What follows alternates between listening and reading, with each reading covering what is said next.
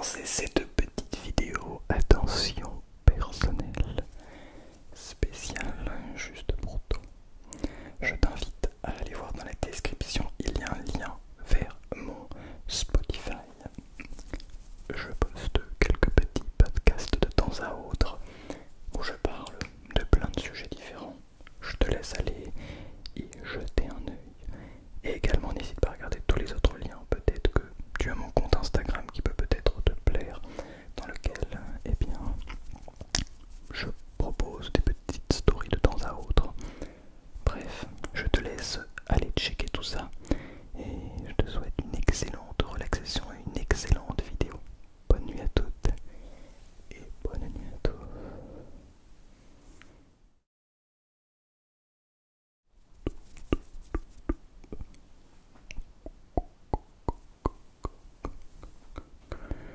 Bonsoir à toutes, bonsoir à toutes et bonsoir à tous. Bonsoir à tous.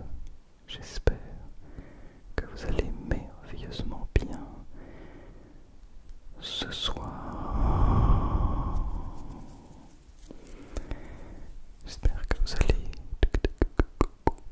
merveilleusement bien ce soir. Je vous retrouve pour cette vidéo spécialement pour toi. Une petite vidéo pour toi. Une petite vidéo pour toi. Avec de l'inhabituellement visuel, l'inhabituel visuel, du visuel, un trigger inhabituel, tu m'as compris. Une vidéo dans laquelle je vais te proposer beaucoup de triggers visuels, donc je risque de pas mal regarder ici et non pas ici. Parce que il y a l'écran du retour, ce qui fait que ça ne va pas être facile sinon de te faire du bon visuel sans regarder finalement le retour. Bien, en tout cas, j'espère que tu vas merveilleusement bien. Si ce n'est pas le cas, sache que je suis là pour toi et que je vais t'aider. En tout cas, je vais faire de mon mieux.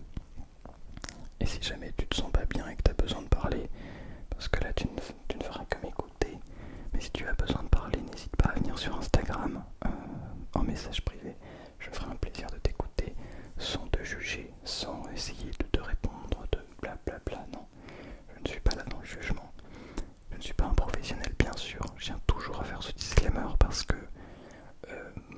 je n'ai pas suivi de formation de psychologue, psychothérapeute ou de psychiatre.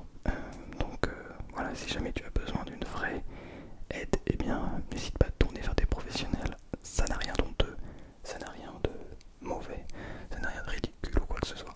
Voilà. Je te souhaite une très bonne relaxation en tous les cas. Et nous on est parti. Alors, on va faire les choses dans l'ordre. Dans un premier temps, je t'invite à aller boire un petit coup d'eau, un petit coup d'eau, un petit coup d'eau, un petit coup d'eau.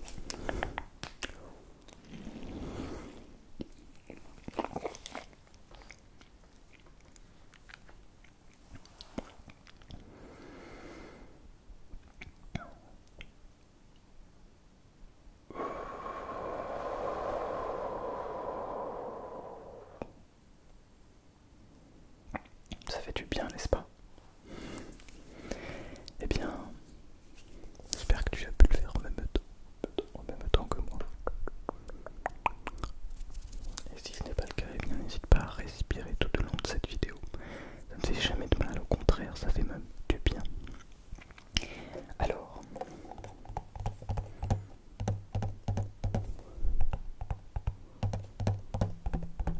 j'aime beaucoup ouvrir ces petits mots de douceur, ça nous rappelle. On est toujours dans l'ambiance, on arrive toujours à découvrir un petit mot toujours très gentil, très sympa. On se dit, bon, effectivement, il a raison. C'est toujours très agréable. Alors,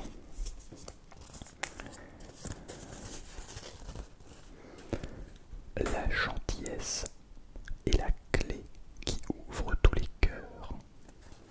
La gentillesse est la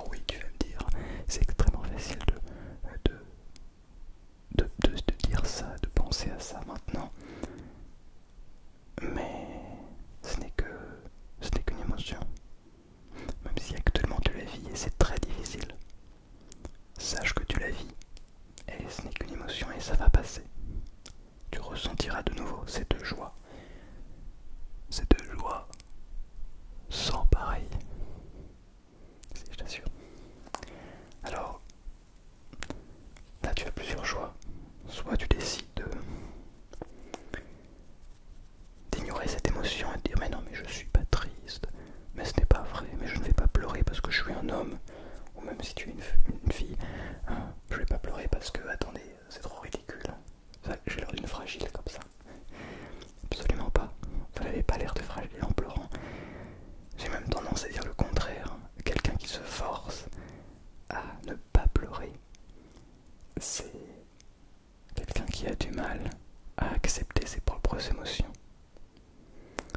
Et malheureusement, lorsqu'on est dans cette situation-là, non seulement on a l'émotion en elle-même négative, la peur, la tristesse, la colère, mais également on a la souffrance de la non-acceptation de cette émotion.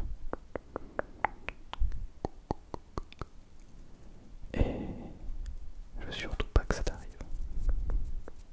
Surtout pas. C'est vraiment la pire chose qui puisse nous arriver. Ne pas accepter. Ne pas accepter qui l'on est. Ne pas accepter ce qui se passe. Et sache que ce n'est pas facile. Sache que c'est même extrêmement difficile. Oh, je vais faire un petit peu de compression en même temps. Oh, ça c'était mon ventre.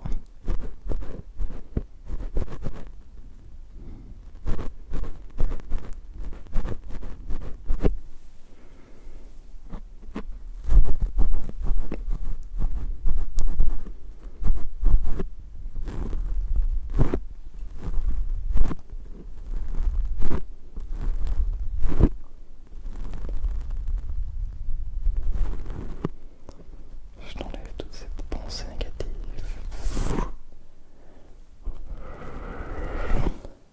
Ah non, en fait, je te les remets. C'est peut-être une mauvaise manie de notre part de vouloir enlever ces émotions négatives alors que, en réalité, elles font partie de nous. C'est pas grave. C'est pas grave du tout. Non, je t'assure, c'est pas grave de pas se sentir bien, d'être triste. C'est trop bien même. Et une fois que tu l'as accepté, que tu as compris que c'était qu'une émotion passagère, et bien après, tu te mets à l'apprécier. Tu te mets à te dire, mais attends, mais je suis en colère là, mais pourquoi? Bah oui, mais c'est pour ça. Bon, ça va passer, c'est pas grave. C'est pas très grave. Je crois que le meilleur exemple, finalement, c'est... je pense que le meilleur exemple, c'est les enfants. Les tout petits. Tu sais, dans une cour de récréation, eh bien... un enfant va jouer avec les autres enfants, normal, tu vois. Et il va se passer plein de choses dans la cour de récré. Ils vont se battre, ils vont jouer à plein de jeux, ils vont courir dans tous les sens. Ils vont être très contents, très joyeux. Dès que c'est la récré, c'est oh là là, ils sont trop contents, ils peuvent courir enfin. Et par exemple, il y a un enfant, admettons, il court, il fait du foot, il court et puis il tombe. Il s'érafle le genou. Bon bah, il y a une petite plaie. Mais là, il pleure, mais t'as l'impression que genre le monde s'écroule autour de lui. Il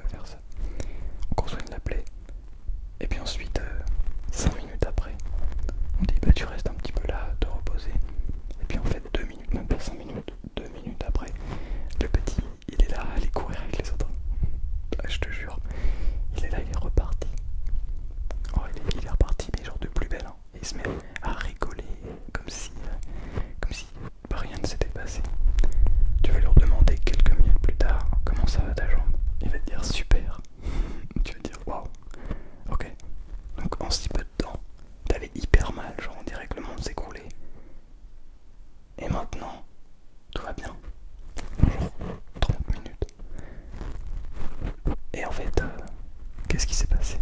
Pourquoi est-ce que toi, quand t'as mal, une plaie profonde parfois, qui vient du cœur, pourquoi est-ce que ça ne soigne pas en 5 minutes? Eh bien, bien souvent, on pense trop, on a mal. Alors on se dit, mais pourquoi on a mal? Comment on a mal? Qu'est-ce qui fait que ça? Et on se pose des milliards de questions. Et on se demande, mais est-ce que ça n'arrive qu'à moi? Est-ce que ça n'arrive qu'à moi?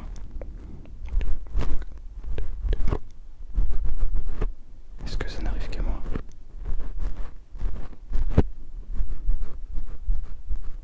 Ou est-ce que ça arrive aussi aux autres?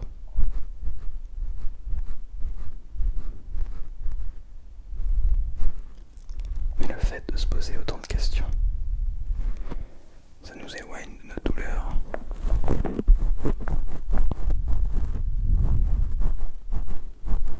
Ça nous éloigne de notre ressenti. On a mal, mais on n'accepte pas.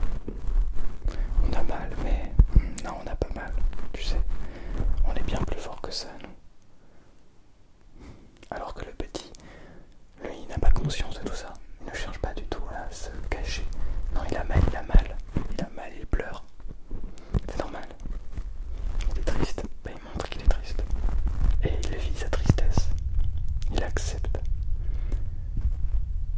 Et après, bah, c'est bon, il est plus triste. Parce qu'il a été triste, c'est bon. C'était qu'un moment.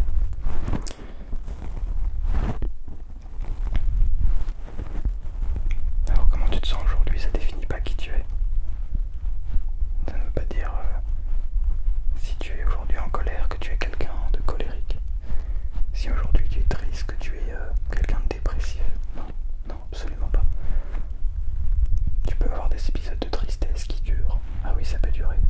Ça peut durer des mois. C'est vrai. Ça peut se transformer en phase dépressive. Mais tu peux être triste sans être dépressif. Ça veut rien dire. En fait, ce qui compte, c'est surtout de l'accepter.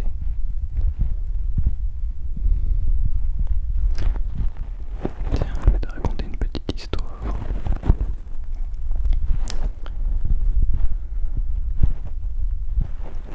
Une petite histoire. Il y a quelques jours maintenant, je suis allé fêter, écoute-moi bien, les 100 ans. Les 100 ans de mon arrière-grand-mère. Mon arrière-grand-mère a actuellement 100 ans. Depuis quelques jours maintenant. Alors évidemment, on n'a pas parlé de la SMR parce que elle pourrait pas comprendre. Je vous laisse imaginer, elle est née en 1923, à une époque d'entre-deux-guerres, où tout se reconstruisait après la Première Guerre mondiale qui a été très dévastatrice. Et quand elle avait mon âge, c'était le milieu de la Seconde Guerre mondiale, en 1943. Enfin, le milieu, presque la fin d'ailleurs. Mais globalement, en pleine guerre mondiale. C'était peut-être le cas de vous, c'est peut-être la même chose pour votre âge. Si vous avez là autour de la vingtaine, eh bien, quand elle avait cet âge-là, c'était la Deuxième Guerre mondiale. Donc je vous laisse imaginer, quand t'as 20 ans, 80 ans plus tard, t'as ton arrière-petit-fils qui arrive et qui te dit: est-ce que tu sais ce que c'est que la SMR? T'es à des années-lumière de ça. Bref. Faut savoir qu'elle perd un petit peu la mémoire, alors c'est-à-dire que tu lui dis oh, aujourd'hui c'est ton anniversaire, et puis quelques minutes plus tard, on est quel jour aujourd'hui? Oh mais oui, c'est vrai, tiens, on est quel jour aujourd'hui? Elle se souvient plus. Faut lui répéter encore et encore. C'est pareil pour se souvenir de ses enfants, ça va. Son sa petite fille, ça va. Mais de ses arrière-petits enfants, c'est un petit peu plus compliqué. Bref, c'est normal. Elle a 100 ans. Mais pourquoi je te plante tout ce décor? Pourquoi est-ce que je te parle de tout ça?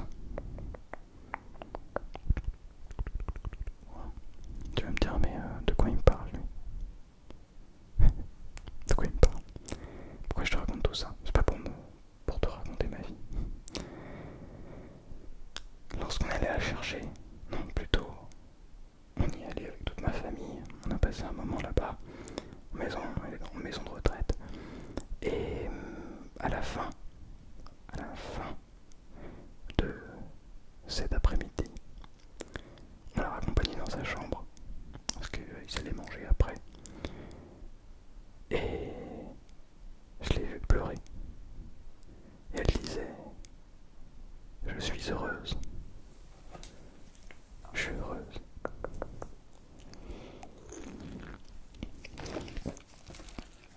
Et en disant ça, elle avait les larmes aux yeux. À ce moment-là, j'ai eu un petit frisson. Si c'est vrai. Et regardez sa fille, sa petite fille. Du coup, je suis son arrière-petit-fils. Donc, elle a regardé son fils et sa petite fille. Et elle nous a dit, en pleurant, je suis heureuse. Merci.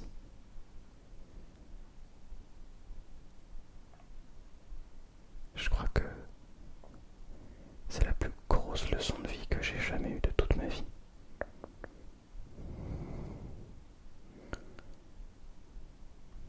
En nous regardant, moi en la regardant dans les yeux, quand elle disait merci et qu'elle était profondément heureuse, enfin jusqu'elle était heureuse, j'ai vu dans ses yeux, je saurais pas comment vous décrire ça, mais j'ai cru voir le bonheur profond, l'amour inconditionnel, ce fameux état que beaucoup recherchent, cet état de bonheur inconditionnel, c'est être heureux sans aucune raison, être simplement contemplatif de l'instant. C'était extraordinaire. Et alors je me suis posé la question, est-ce que ça veut dire qu'on doit attendre d'avoir 100 ans pour être profondément heureux? C'est vrai ça? Est-ce qu'il faut attendre d'avoir 100 ans? C'est une bonne question. Alors, déjà je pense, déjà je pense que ça a effectivement un impact parce qu'aujourd'hui elle a du mal à se souvenir de choses et elle a du mal à vraiment réfléchir à quoi que ce soit en réalité. Parce que c'est normal, c'est là avec l'âge, les gens prennent de l'âge. Mais alors, est-ce que ce serait lié? Est-ce que cet état de bonheur inconditionnel serait lié à son âge, à cette perte de mémoire? Je pense en partie. Qu'est-ce que j'entends par bonheur inconditionnel? Tu sais, peut-être que tu as déjà aimé quelqu'un, peut-être que tu as déjà ressenti cet amour pour quelqu'un. C'est cet amour où tu peux donner. Tu peux donner parce que t'en as tellement. Tu sais que tu aimes cette personne, tu sais que tu aimes être en compagnie de cette personne et donc tu peux donner, tu te sens profondément bien. Eh bien, c'était la même chose, sauf que elle était profondément amoureuse de l'instant, comme si elle était parfaitement alignée avec l'ici et maintenant, comme si le passé, le futur, tout ça n'avait aucune importance, comme si elle était dans un monde où il n'existait que ici, maintenant, que tout ce qui s'était passé avant n'avait aucun impact, que tout ce qui allait arriver, on s'en fiche. Elle était là. Et c'est ça que j'ai vu dans ses yeux. Et c'est ça que nous devons tous essayer de faire. Enfin, ça paraît un petit peu sectaire, dit comme ça. Mais non, moi je pense que c'est vers ce genre d'état qu'on devrait tous essayer d'aller. Mais alors, c'est compliqué. Enfin, c'est plutôt complexe. Ça veut dire ne pas avoir de pensée sur le passé ni sur le futur. Ne pas exprimer la moindre, presque once d'émotion. C'est peut-être même perdre son humanité que d'être profondément heureux. C'est extrêmement intéressant. J'essaierai d'en faire une vidéo complète là-dessus. Bien, en tout cas,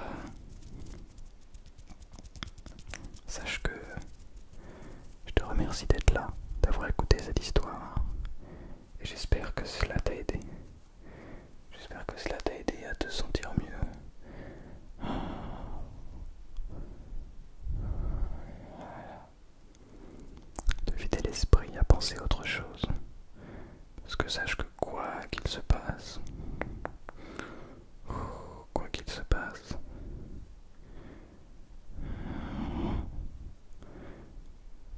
tu restes une personne merveilleuse.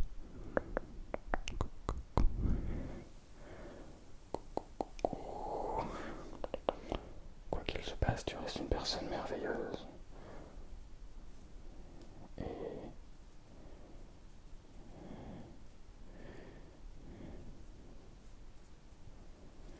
Et quoi qu'il se passe, tu es la personne la plus importante, la plus merveilleuse, la plus intéressante de toute ta vie. Personne ne peut l'être plus que toi pour toi-même. Tu comprends ce que je dis? Donc, essaye